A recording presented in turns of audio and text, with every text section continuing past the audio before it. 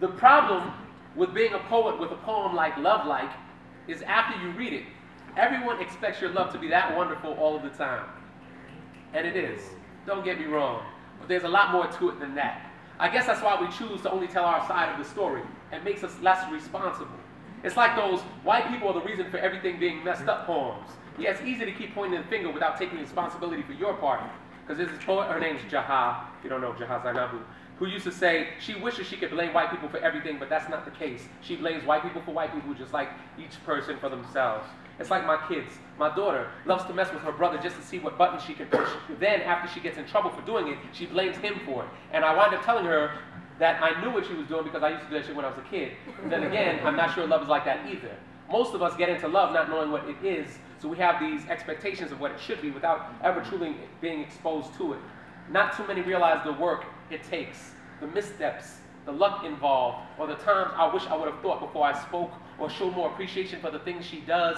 I regret not having the vocabulary to express my love for all that it is. Love isn't all metaphors. Sometimes love is black and white. There are only so many angels who could live up their wings to see you smile again. Only so much cinnamon or mahogany, honey or caramel you can use to describe the taste before it all tastes the same.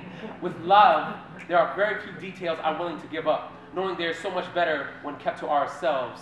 So I guess that's why I write the way I write. See, my love is everything I proclaimed it to be, and more, which is another thing about love. It involves everything. It's the embarrassments kept secret between each other, the confessing of your biggest fear, and the faith it will never be told to someone else. It's the romance, it's the restraints. I actually wrote all the ways I love my wife on Post-it notes and then put them around the house, which sounded real romantic, but my hand was sore as hell after, and you wouldn't know that unless I told you. And when it was time to take them down, I kept wondering what the hell she was going to do with them all after she read them, and where would she put them, or would she throw them out one day while I was away just because they're taking up space, or would she keep them? Was she going to keep them only because she knows I'm thinking this way? And where was anything, or was there anything I left out? It's the not knowing if you're good enough. It's the insecurities, honey, and all that shit sounds good until it's time to clean up. And too much sugar gives me a headache anyway, so that kind of stuff won't work. So very few poems are about what true love is.